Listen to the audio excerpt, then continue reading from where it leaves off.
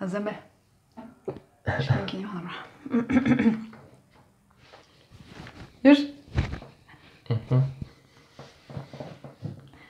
Merhaba, tutaj Magda z kanału Kawa po turecku i Nuri. Słuchajcie, dzisiaj znowu witamy się z Wami z Polski. Cały czas tutaj jesteśmy na wakacjach. No ale dzisiaj temat będzie jednak o Turcji. Dlaczego? Jeżeli jeszcze nie widzieliście poprzedniego filmu, standardowo link pojawi się gdzieś tutaj, sobie zobaczcie. Na ostatnim filmie Nuri, jako Turek, opowiadał o tym, co myśli na temat Polski, na temat Polaków, jakie miał wyobrażenia i czy to się pokryło z rzeczywistością, jak już do Polski przyjechał. No i skoro opowiedzieliśmy w taki sposób o Polsce, to pomyśleliśmy, że trzeba będzie też opowiedzieć o Turcji. Ale zapytaliśmy najpierw Was, widzów, jakie Wy macie założenia na temat Turcji na temat Turcji i jej mieszkańców. Co Wam się wydaje, jakie może słyszeliście stereotypy. No i my teraz właśnie Wasze te wszystkie tutaj wiadomości przeczytamy i skomentujemy. No to zaczynamy. Pierwsza rzecz, którą przesłaliście do nas, to Turcy to Arabowie, Turcja to kraj arabski. No, Arabowie to Arabowie. Nie Turcy. No właśnie. Trzeba to rozróżnić. Oczywiście podejrzewam, że wielu osobom się to tak kojarzy, no bo Turcja to jest też kraj, w którym w większości wyznawany jest islam. Więc pewnie to się kojarzy, że kraj islamski, no to kraj arabski. Myślę, że stąd jest to skojarzenie, ale trzeba to rozróżnić naprawdę. Jeżeli nie chcecie oberwać, dostać guza w Turcji, to raczej Turków Arabami nie nazywajcie. I też chodzi o to, że lokalizacja, tak. No tam, właśnie. gdzie jesteśmy. Blisko jesteśmy do Arabów i Bliski Wschód. No właśnie, to Dlatego się ludziom kojarzy. Ale słuchajcie, kraje arabskie, no to jest północ Afryki i Bliski Wschód, a kraje tureckie, to znaczy ludy tureckie, to się tak nazywa, no to są zupełnie inne kraje. To jest Azja Mniejsza, przez Kaukaz, aż tam do Chin prawie. No nie będziemy tych wszystkich krajów chyba wymieniać. I kraje arabskie, i te ludy tureckie dodamy na ekran chyba. Kraje arabskie to są te.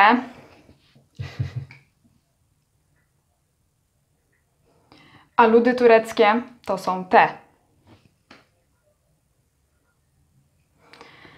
I tak to wygląda. Także naprawdę pamiętajcie o tym, nie nazywajcie Turków Arabami, nie mówcie, że Turcja to kraj arabski, to się nie zgadza i Turcy nie za bardzo właśnie lubią coś takiego, ale to tak samo my, słuchajcie, no często też obcokrajowcy, szczególnie właśnie z tamtych krajów, myślą o nas, że my wszyscy Słowianie to jest jedno i to samo. Na przykład często w Turcji myślą, że ja jestem Rosjanką, mówią do mnie po rosyjsku, oczekują, że ja rosyjski będę rozumieć, a wiadomo, że nie rozumiem. No i też to jest takie czasem dosyć nieprzyjemne, więc no w tą stronę też na to spójrzcie. Naprawdę pamiętajcie, Turcja to nie kraj arabski. Okej, dalej co mamy? W Turcji jest niebezpiecznie, dlatego strach tam jeździć. No, na drogach tak, strach jeździć. Tak, na drogach tak, strach jeździć, bo jeżdżą jak wariaci, ale nie o to chodziło, że strach jeździć do Turcji na wakacje. No, jeździć to trochę może trwać. Ja bym polecił latać samolotem, a nie jeździć. Jeżeli chodzi o to.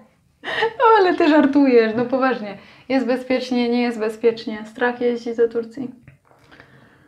No, teraz jak ja powiem, że bezpiecznie, to mi nie uwierzą ci ludzie, którzy nie byli w Turcji. No to Cokolwiek jest ja powiem, to nic im nie przekona, więc nie wiem, co powiedzieć. Możemy poradzić, żeby faktycznie na te wakacje się odważyć, pojechać i przekonać się na własnej skórze. Tak. Ja ze swojej perspektywy, ze swoich obserwacji mogę powiedzieć, że nigdy, nieważne czy na zachodzie Turcji, czy na wschodzie Turcji, nie spotkała mnie żadna sytuacja, gdzie miałabym się czuć nieswojo, niebezpiecznie, zagrożona, czy coś takiego. w miejscowościach turystycznych jest zupełnie bezpiecznie, a nawet na tą chwilę przecież już są uruchomione wycieczki na wschód Turcji. My na wschodzie Turcji na co dzień normalnie mieszkamy i też jest tam zupełnie spokojnie, nic kompletnie się nie dzieje. I przecież, no ja rozumiem, ten stereotyp się wziął z tego, że w przeszłości dużo było zamachów terrorystycznych w Turcji też, no ale ostatni taki duży zamach to się wydarzył kiedy? W 2016 roku właśnie był Sylwester. Sylwestra, tak. A powiem tak na przykład, w Stanach jest bezpiecznie? Byś jechała? Tam znacie, byś leciała? No, Ostatnio chyba jedną dobę 2 razy było tam strzelanina. Albo we Francji bezpiecznie? no, teraz w Paryżu wiemy, co się dzieje. No, żółte kamizelki i ten. Albo w Egipcie jest bezpiecznie? Teraz w dzisiejszych czasach nigdzie nie można zagwarantować, że nic się nikomu nie stanie. No ale słuchajcie, wyjdziecie z domu na ulicę w swoim własnym mieście w Polsce. Czy jesteście zupełnie bezpieczni? Teoretycznie tak, ale zawsze może się coś wydarzyć. No ale nie zakładacie teraz, że nie wyjdę z domu, bo coś mi się wydarzy. Więc no, gdyby spojrzeć tak na ogólną sytuację w Turcji na tą chwilę, zupełnie bezpiecznie, jeżeli chodzi o wycieczki, wyjazdy turystyczne. Nie, myślę, że tu No tak. nie trzeba się bać, naprawdę. Tak, tak. Ale trzeba być też ostrożnym wszędzie, gdziekolwiek na świecie pojedziecie. No. Dobrze. No i teraz mamy właściwie dalszy ciąg do tego, że w miejscowościach turystycznych to jest bezpiecznie, ale poza miejscowościami turystycznymi to Turcy są niemili dla obcokrajowców i jakoś coś tam się może wydarzać. No, ty mieszkasz przy Iranie od razu. No właśnie, to co ja mówiłam, nie? To nie jest zupełnie miejscowość turystyczna. I jak na mnie tam traktują, jak mnie tam traktują, jak na mnie reagują tam mieszkańcy, to będzie o tym osobny film, mam to w planie. Ale generalnie są bardzo przyjaźnie, otwarci i jedynie co, no to zerkają na mnie, są ciekawi, widzą, że ja jestem obcokrajowcem, interesują się, pytają skąd jestem, czy mi się Van podoba, dlaczego do Van przyjechałam i to właściwie tyle. A mówię, nigdy nie czułam żadnego zagrożenia i nigdy jakoś nikt się wobec mnie brzydko, przykro nie zachował. W Polsce jakie miejscowości są turystyczne? No wiesz, no takie większe, nie? No Kraków, Warszawa, nad morzem, góry. No na przykład jakbym chciał jechać Rzeszów albo tam, nie wiem, Suwałki. No. Takie miejsca ciekawe jakby Na ciebie reagowali. Na mnie jakby reagowali. No to właśnie. też pytanie. No właśnie, nie? Więc tak samo można by było o Polsce powiedzieć. No tak. W Turcji ludzie są przyzwyczajeni do tego, że są obcokrajowcy, bo od dawna są. I jedyne co, to po prostu spoglądają, są ciekawi, ale są bardzo otwarci. No i właśnie tutaj też mamy jedno założenie od Was. Wydaje mi się, że Turcy są przyjaźni i otwarci. To akurat ja mogę potwierdzić. Tak, ja też mogę to potwierdzić. No. Przyjaźni i otwarci zawsze chcą pomagać. Na przykład jak ktoś chce rozmawiać, czy coś o czymś pytać, zawsze próbują coś tam pomagać.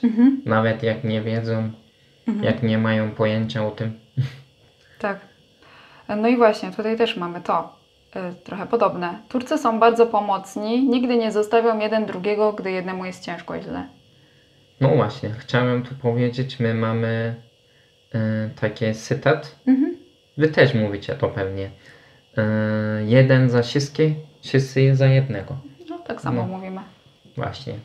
Turcy to jest tak popularne. Znaczy trzymają się mocno, tak powiedzmy. Wszyscy bracia, siostry i tak dalej. Haremy, wielożeństwo, kebab co kawałek i każdy ma rodzinę w Niemczech. Ja nie mam rodziny w Niemczech. No właśnie. Po kolei haremy. No to było chyba 500 lat temu czy 600 lat temu. No, Turcja, słuchajcie, republika to już w tej chwili nie Imperium Osmańskie, nie sułtan i haremy, absolutnie. Nie ma czegoś takiego w Turcji. Wielożeństwo, też już o tym mówiliśmy na jednym filmie, sobie zobaczcie. Tak. No, przepisy są, że nie można nawet jakby ktoś chciał poślubić z inną kobietą, Tak, jedną żonę można drugą, mieć tylko. znacie, no.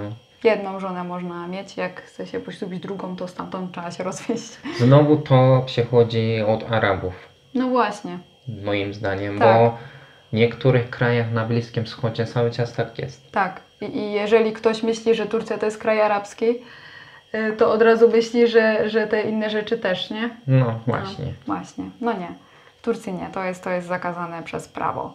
No oczywiście teraz ktoś napisze pewnie w komentarzu, bo pod tamtym filmem też się to trafiało, że gdzieś tam na wschodzie są takie rodziny, że tam mężczyzna sobie bierze pod opiekę kilka kobiet i biorą ten ślub tam taki religijny, nie? W meczecie. No i że wtedy ma kilka żon. No teoretycznie tak, ale według prawa to nie funkcjonuje. Bo ślub w meczecie religijny nie jest konkordatowy, on się nie liczy w urzędzie. A w urzędzie nikt nie udzieli ślubu mężczyźnie, jeżeli już ma jedną żonę po prostu. No na wschodzie tak może się zdarzyć. No. Tak, na wsi na przykład albo jakimś małym mieście, miasteczko Tak, na wschodzie żyją może, tak sobie. no. Biorą mężczyźni pod opiekę kilka żon pewnie, tak, gdzieś, ale to nie są jego żony, no po prostu. No, oficjalnie nie można mieć Oficjalnie więcej nie niż można jedno. mieć. Ja osobiście nie znam nikogo, kto ma więcej kobiet pod opieką żon. Ty znasz? Nie znam, ale jak ktoś zdradzi i no ale to wszędzie. No, to w Polsce też byśmy mogli mówić. No dobra. Okej, co tu mamy dalej? Kebab co kebab kawałek. co kawałek. Wszędzie kebab sprzedają w Turcji? Nie, właśnie moim zdaniem mniej niż w Europie. No, to jest prawda. śmieszne, nie? Tak. Tak. Tak się kojarzy, że kuchnia turecka to kebab. Nie, zupełnie nie znaczy. No tak, kebab też. Ale po pierwsze, on w ogóle nie wygląda tak jak w Polsce. Inaczej. Inaczej wygląda. Po drugie, kuchnia turecka to pełno innych zupełnie jeszcze dań. No nie, kebab co kawałek nie. Kebab co kawałek to w Polsce. Każdy ma rodzinę w Niemczech. Każdy Turek. No, w tej chwili nie wiem ile dokładnie, ale około 3-4 milion mieszkają tam Turcy, w Niemczech chyba. Ale wtedy jechali do pracy, Niemcy wołali właśnie. Dużo ludzi wtedy jechali. I dlatego taki stereotyp jest, że każdy ma rodzinę, bo bardzo dużo ilość ludzi tak nagle jechali z Turcji, żeby tam pracować. To było lata 75 czy 80, nie wiem. Tak. To stare po czasy. prostu potrzebowali Niemcy pracowników i ogłosili, że mogą Turcy przyjeżdżać do pracy, tak? I wtedy Turcy tam za pracą pojechali. Pewnie do tej pory wyjeżdża ich sporo, no ale to też nie jest na taką skalę, żeby teraz powiedzieć, że każdy Turek ma rodzinę w Niemczech. No, Ja nie mam. no właśnie. Ale też z drugiej strony, no, a w Polsce nie jest tak ile Polaków za granicą mieszka. Właśnie. I w Anglii, i w Niemczech, a ilu jest w Stanach, i wszędzie. Także tak. Okej. Turcy to Arabowie, już mówiliśmy, że nie. Podrywacze, co chcą tylko zaliczać, biją kobiety, łowcy wiz. Na to mogę powiedzieć, że są tacy. Nie mogę mówić teraz, nie, Turcy nie biją kobiety, ale znowu, w Polsce nie biją? Ciekawe. No No, właśnie. to zależy od osoby. Moim zdaniem Nie od to narodu. no właśnie, to nie pasuje tu. Biją kobiety, mówią, ale o co chodzi tak? Nie rozumiem dokładnie co. Że każdy Turek po ślubie i potem zamyka do domu i żonę od rana do wieczora bije? No Nie tak wiem. myślą chyba niektórzy, nie wiem. Ale jakie to myślenie wtedy? No właśnie, wiadomo, wszędzie zdarzają się patologie, wszędzie są takie sytuacje, ale tak jak Nuri mówi, to nie jest zupełnie zależne od narodu. W Polsce tak samo takie rzeczy się zdarzają. No, wszędzie Nuri może to mnie nie zdarzyć. bije. No. Okej. A czy są łowcami wiz, że szukają dziewczyn po to, żeby wizę dostać do Europy? Są tacy. Są tacy. Nie mogę mówić nie, takie coś nie, zgadzam się, nie mogę mówić tak. Znowu i mówię, jeżeli pozna dziewczyna, powiedzmy z Polski, bo o tym rozmawiamy, jakiegoś Turka i później się spotykają, są razem, chcą tam dalej coś planować, no to po prostu ta dziewczyna musi być ostrożna i wszystko z rozwagą, a nie tak od razu na łapu capu, że nie znają się jeszcze dobrze, nie wiedzą o co chodzi i już od razu śluby i bo później właśnie z takich związków pojawiają się te wszystkie stereotypy, dziwne historie w internecie, czy tam w telewizji, że tam związek się rozpadł, a coś tam ten jej robił, a nie wiadomo co się tam wydarzyło, tylko dla wizy i potem ją zostawił i tak dalej. No gdyby dobrze poznała najpierw tego mężczyznę, To tak, a nie dopiero byłoby później, no właśnie, no my się znamy już 8 lat, po Tak. ślubie jesteśmy 4 lata, no to bardzo długo się znaliśmy już i swoje rodziny nawzajem i tak dalej, zanim w ogóle ślub wzięliśmy, podjęliśmy taką decyzję, więc No. rozważnie. Jeżeli kobiety będą do sprawy podchodzić rozważnie, to takie sytuacje też się nie będą działy. No, jeżeli są tacy mężczyźni i to robią, no to dlatego, że mają na to pozwolenie. Tak? Tak. Właśnie. Gdyby kobiety na to nie pozwalały, nie dawały się nabierać, no to by też tych sytuacji nie było. No. Dobrze. Dalej, następny. W Turcji kobiety nie mają nic do powiedzenia, faceci tam to panowie i władcy, dominują w związku i podejmują większość decyzji. No, ty musisz tu opowiadać, jak to jest, bo... Znowu to zależy od osoby. Akurat ja chyba mogę powiedzieć, że w naszym związku to ja trochę dominuję, nie wiem. No, to zależy znowu od osoby, no. Tutaj nie możemy nic więcej tak powiedzieć, No, bo mówię, to znowu nie jest żadna cecha narodowa. są tacy i tacy. Są tacy i tacy, tak. Ale tak jak ja obserwuję Turczynki, jak one żyją w społeczeństwie i jak to jest w rodzinach, no to często widzę, że Turczynki taką silną ręką rządzą jednak w tych rodzinach. Tak. Też. Tam Turczynce to nie podskoczysz, nie. No, dosyć takie są. Właśnie też u Nuriego w rodzinie to rządzi babcia w domu. No, No, to prawda. Na Więc to przykład, tak, tak. wiecie, nie? To tak nie do końca. Turcy trochę się wydają może takie koguciki, ale w domu tam Turczynka potrafi ich usadzić, tak. Tak. Dobrze. Wydaje mi się, że Turcy są pewni siebie. Ktoś napisał o nas? No, ja sam życzę tak byłem nieśmiały. Mhm. Właśnie bardzo się wstydziłem wszystkiego, tak? Ale jakoś jak na studia poszedłem już, uczyłem się na uniwersytecie, to było inaczej. Poznałem ludzi, jechałem tam i siam. Teraz nie wiem, Znowu- czy jestem pewny siebie. Chyba tak, no co, występujesz przed kamerą, to wiesz, to No. nie każdy się odważy. Ja myślę, że gdyby tak porównać ogólnie Turków i Polaków, chociaż znowu nie, ja to zawsze tak zwracam uwagę bardziej na kobiety, no i o tych różnicach już mówiliśmy, że właśnie Turczynki są bardziej pewne siebie niż Polki. Ale jeżeli chodzi o mężczyzn, to chyba nie ma różnicy. Polacy też tak sobie chodzą, Tak, nie? tak. Dumni i Tak, tego. tak, tak. I Turcy też. No. Tak. Okej. Wydaje mi się, że Turcy są trochę za bardzo nastawieni na romanse, podrywają, szukają flirtu, podczas gdy nie każda dziewczyna od razu tego chce. Ja myślę, że to napisała jakaś dziewczyna, która wyjeżdża do właśnie miejscowości turystycznych, tam wiesz, Antalya, te sprawy, all inclusive, w hotelu, chłopcy pracujący i tak dalej, w barach. Co? No, w takich miejscach to nie wiem, dla nich to jest coś normalnego już, że to jest akurat prawda. Tak. Ale tak ogólnie życie codziennie, to moim zdaniem nie są tacy. Tak. Myślę, że w miejscowościach turystycznych też często jednak turystki często po to jeżdżą na te wakacje też, żeby No, się niektóre. zabawić, niektóre. No i później jak takie sytuacje się zdarzają tym chłopaczkom, no to oni później oczekują też, że wszystkie dziewczyny takie będą. Tak, tak. Tak im się wydaje. No i też panuje taki stereotyp wśród takich ludzi w miejscach turystycznych, że Europejki są bardziej takie otwarte, że można właśnie się z nimi zabawić. No to są odważniejsi, żeby właśnie do dziewczyn z zagranicy startować, bo do Turczynek to by tak nie wystartowali.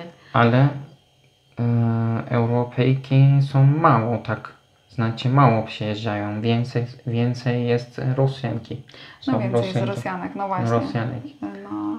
No. Turczynki marzą o bogaczach, jak w tureckich serialach. Są takie Turczynki. Są takie Turczynki, ale są też takie Polki i są w ogóle takie kobiety wszędzie na świecie. No właśnie, leci program Żony Hollywood. No. Czasem oglądam. Są takie kobiety po prostu wszędzie. Są kobiety, powiedzmy, nie Turczynki. Mhm. No, I tyle. tyle, właśnie. Turczynki jako muzułmanki nie mogą poślubić na przykład Polaka ze względu na religię. Tak I nie. i nie. Znaczy, jak ktoś patrzy na religię, tak jest religijna, Turczynka powiedzmy, I jej to rodzina. jej rodzina, to nie może. Mhm. Ale to nie jest tak, że zakazane w życiu nigdy nie może. Może. Oficjalnie może, tylko religia nie pozwala. Tak, czyli jeżeli Turczynka jest muzułmanką, bo się tak przyjęło, że jest, ale tak naprawdę nie praktykuje, rodzina nie jest religijna, nie jest konserwatywna i tak dalej, no to myślę, że nie byłoby większego problemu. Ale jeżeli jest rodzina faktycznie bardzo religijna, konserwatywna i tak dalej, no to według islamu faktycznie muzułmanka, kobieta nie może poślubić mężczyzny innego wyznania. I w islamie to się wiąże z tym, że dziecko przyjmuje religię ojca, no to wiadomo, że jeżeli muzułmanin mężczyzna poślubi sobie kobietę innego wyznania, to i tak dziecko przejmie religię ojca jakby, a Tak. muzułmanka jak poślubi innowiercę, no to dziecko przejmie religię ojca, czyli nie będzie muzułmaninem. Tak. Więc to gdzieś tam o to chodzi, no ale mówię, to znowu zależy od rodziny, od dziewczyny, czy jest religijna, czy nie. No w Turcji nie wszyscy są konserwatywni i nie wszyscy są praktykującymi muzułmanami, więc o tym też trzeba pamiętać. No Tak. i tyle. I tyle. Można zobaczyć Turczynki w śmiałych, nowoczesnych ubraniach, jak i całkowicie zasłonięte od stóp do głów. Jest bardzo różnorodnie. Prawda, No prawda. że są Turczynki, co ubierają krótkie spodenki, sukienki, bez rękawy. Tak. Dekolty, Dekolty, gołe brzuchy, gołe gołe plecy, brzuchy. tak, tak. I są też puszczate i nie burka, tylko tak, nie wiem jak to się nazywa. Ubierają no takie wiecie, coś. ubierają taką suknię, że długi rękaw i to wszystko jest No, do kostek i do chusta kostek, jest na tak. głowie. Ale nie burka, tylko Nie tak burka. sukienka. Jeżeli w Turcji widzicie kobiety, które mają ubrane burkę, no to prawdopodobnie nie są Turczynki, bo w Turcji noszenie burek jest w sumie zakazane. Tak. I to mogą być właśnie turystki z krajów arabskich lub uchodźcy z Syrii na przykład. No, ale są Turczynki tak mocno pozasłaniane i są mocno poodkrywane. No. To prawda. Turcja to biedny i zacofany kraj. No, jako kraj, jak patrzymy, to moim zdaniem nie jest zacofany w ogóle. Że wszystkie budynki, systemy, edukacja, zdrowe, szpitale, szkoły, Drogi, takie drogi, autostrady, ogólnie nie wiem, infrastruktura taka. że bardzo rozwinięte moim zdaniem. Tak. Ale społeczeństwo,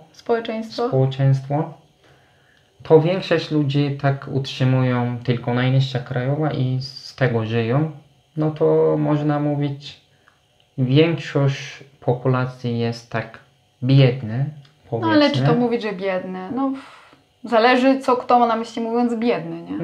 No a czy w Polsce wszyscy nie wiadomo jak zarabiają? No też sobie tak żyją. Tak właśnie, to jest w każdym kraju nie wiem, może no. być tak. Ale kraj, no bo wiesz, ta osoba, która mówi, że Turcja to jest biedny i zacofany kraj, to sobie wyobraża, że to kraj trzeciego świata jest. No to tak, to nie. Czasem jak porównuję na przykład, często tu się przybywamy, przybywamy tu, patrzę szpitale tu i tam, szkoły tu i tam, drogi tu i tam.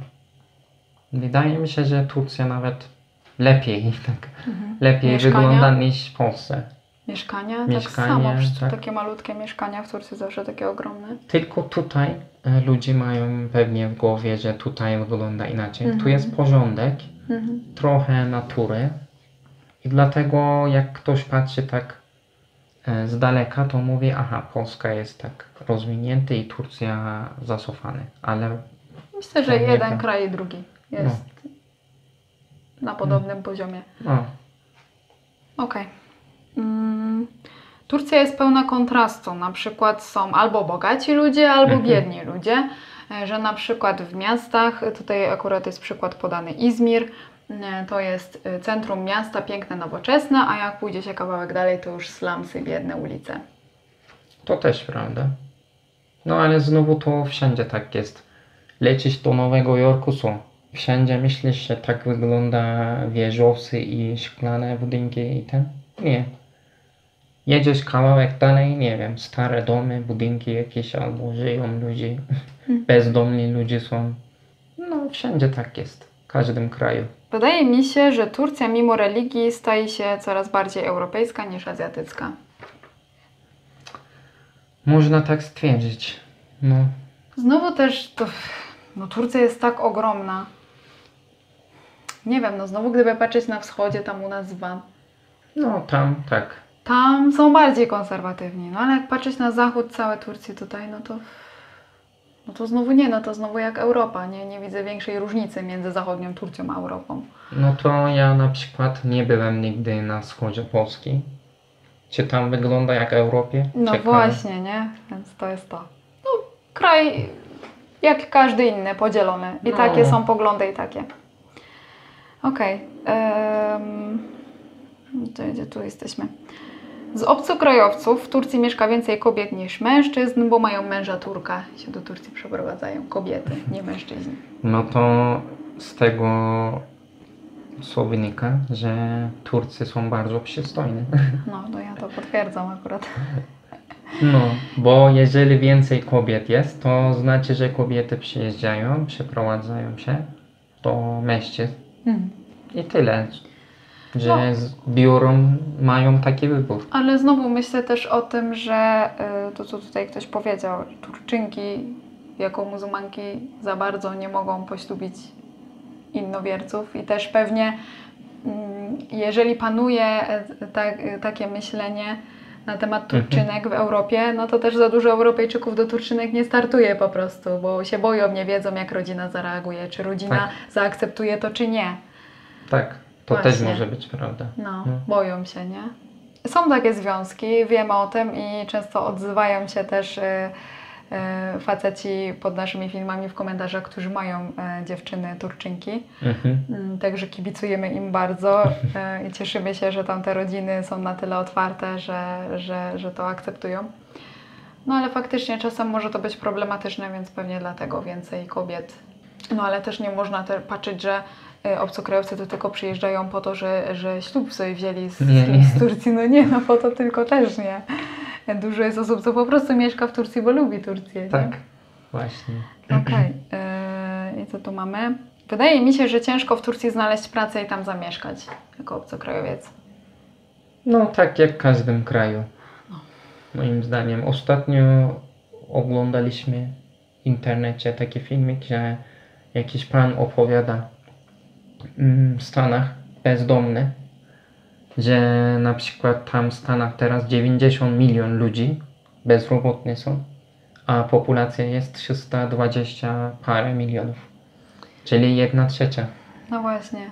No to w każdym kraju jest moim zdaniem ciężko znaleźć coś. I w każdym kraju jest ciężko dla obcokrajowców znaleźć po Tak. prostu, no bo wiadomo, jak masz do zatrudnienia osobę z Twojego kraju czy z zagranicy, no to raczej osobę z Twojego kraju zatrudniasz, no tak jest. No w Polsce pewnie też dużo ludzi nie mogą znaleźć pracy, nawet Polacy, nie mówię o obcokrajowców.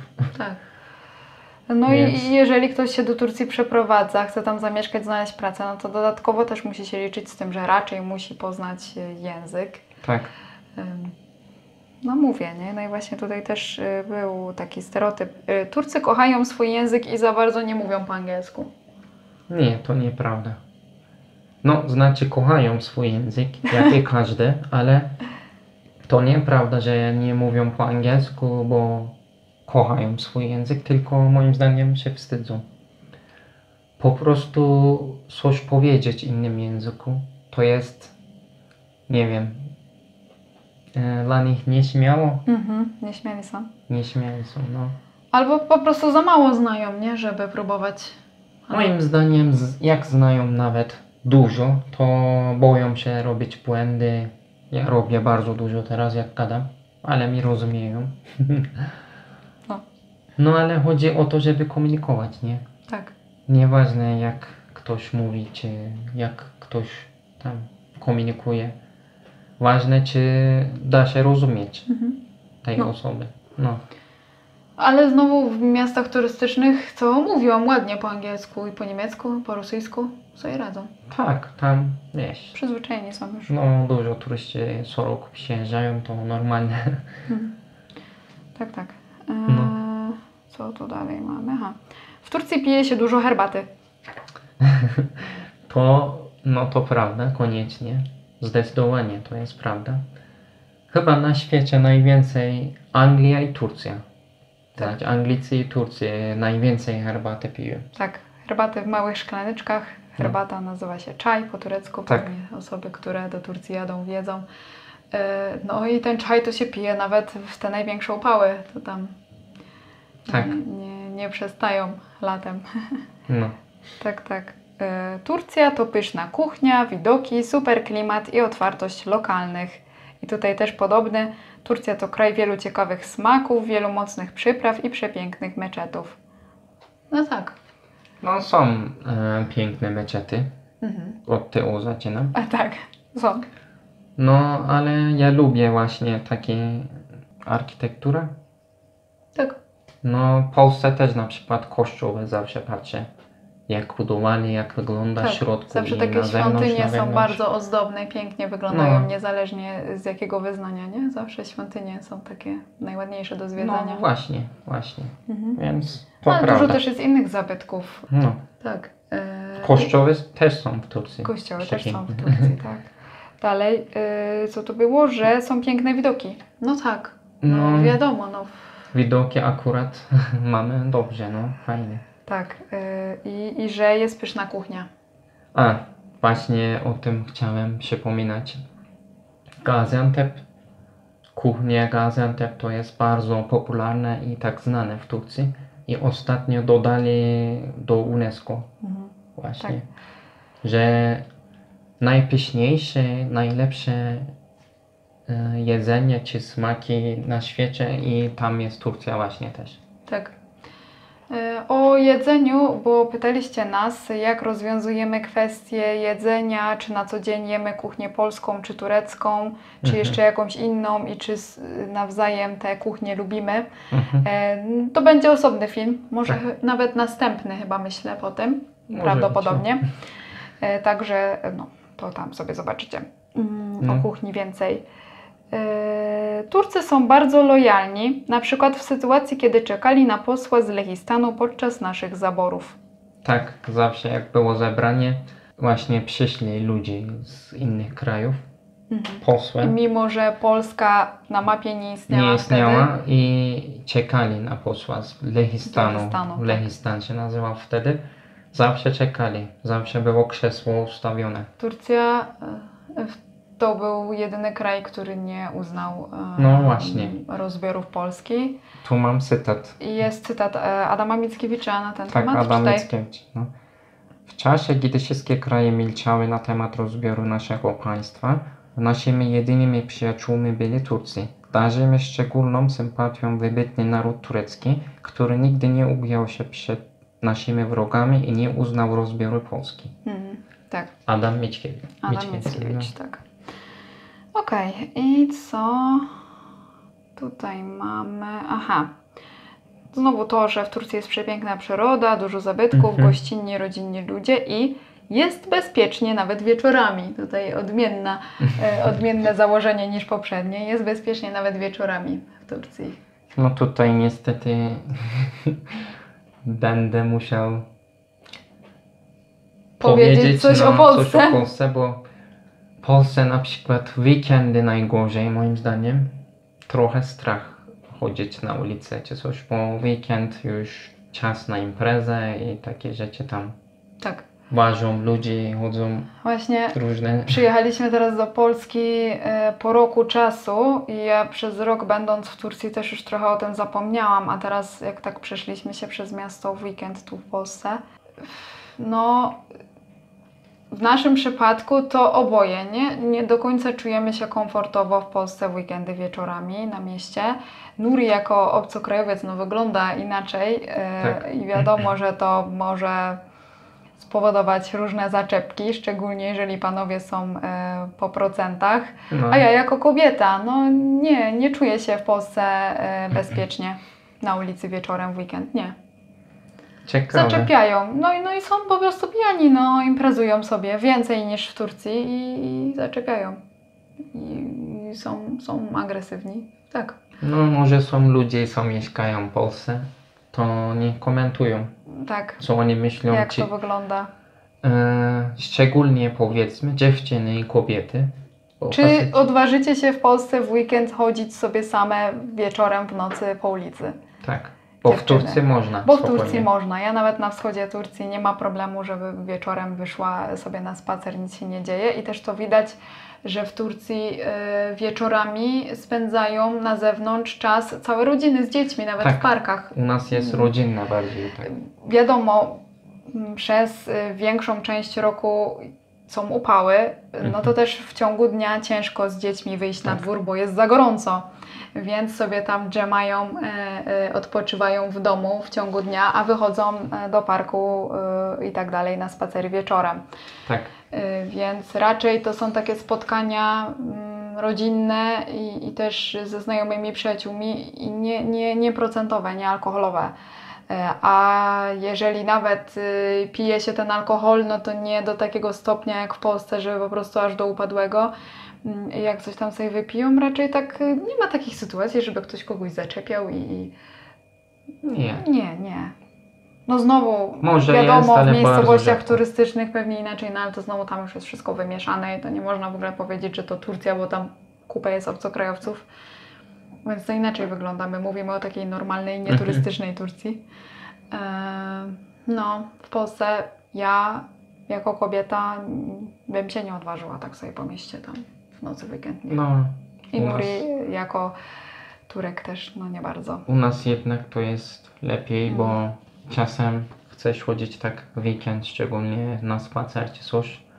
Tutaj ja tak prawdę mówiąc nie bardzo chcę, bo nie Unikamy wiadomo. troszkę, bo tak Unikamy. mówiliśmy na poprzednim filmie, że Nuriego nic nie spotkało, że na bójkę i tak dalej, Tak. ale no też unikamy takich sytuacji po prostu. Nie prowokuję. Nie prowokujemy. Okej. I co tu mamy? O, to chyba ostatnie już. Turcja jest różnorodna pod wieloma względami, zależy to od rejonu, w którym się przebywa. A właśnie, Turcja w ogóle zawsze było tak krajem tolerancyjnym?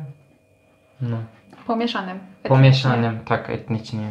Mhm. I na przykład teraz w tej chwili są Syryjczyki. Dużo Jak to uchodźców się z Syrii, tak. Jak się jedzie nad Morzem Czarnym, to są Jest społeczeństwo Las. Las. Las Aha. się nazywa nad Morzem Nie Czarnym. wiem po polsku, czy jest jakaś Nie nazwa. ma, nie ma chyba. Mhm. Tam No grupa na etniczna. wschodzie Kurdowie, wiadomo. Na wschodzie Kurdowie, potem jest Czerkiesy. Gdzie to jest? Tak Co po jest? polsku to jest Czerkiesy. Grupa etniczna z północno-zachodniego Kaukazu. Tak, No. tak. Społeczeństwa kaukaskie. Tak. Ormianie Mhm. są, Kurdowie mówiliśmy. No, są no i różne. dużo obcokrajowców ogólnie, zewsząd. Tak, Ale też o tą różnorodność myślę, że można powiedzieć tak samo klimat i tak samo kultura, no bo no, kultura wiadomo też wynika z tego, że są różne tam społeczności etniczne, no to też No. wprowadzają swoją kulturę, swoje zwyczaje. A jeżeli chodzi o klimat, też no Turcja jest Tak. tak ogromna. Wszystko możecie sobie znaleźć. Na wschodzie na przykład u nas jest bardzo sucho, ostry taki klimat, No. albo taki pustynny, upalny, albo srogie zimy. Nic nie rośnie, sucho. Nie ma zieleni. Nad Morzem Czarnym? Nad Morzem Czarnym jest tyle zieleni, że się przedrzeć przez to nie da. Często pada i są takie naprawdę gęste, bardzo zielone lasy. Tak. Znowu na zachodzie i tutaj i Morze Śródziemne i Turcja Egejska i tak dalej, no to wilgotność, gorąco, upały, ale jest też zielono, no bo jest ta wilgotność, rośliny pewnie sobie z tego pobierają wodę. Także do koloru do wyboru. Jaki klimat sobie lubicie, taki się znajdzie. W Turcji na pewno. Dobrze, no takie były Wasze założenia na temat Turcji, takie skomentowaliśmy. Oczywiście znowu to są nasze subiektywne opinie. Każdy może mieć inne doświadczenia, inne opinie na ten temat. Możecie popierać, możecie być przeciwni. Tak, dajcie znać w komentarzach, co o tym myślicie. A w następnym filmie myślę, że będziemy właśnie rozmawiać na temat kuchni. Także do zobaczenia za tydzień, a na tą chwilę subskrybujcie mój kanał, żeby tych filmów moich nie przegapić. Lajkujcie, udostępniajcie moje filmy, żeby jak najwięcej ludzi je mogło sobie pooglądać. I co? Do zobaczenia za tydzień. Görüşürüz. Görüşürüz.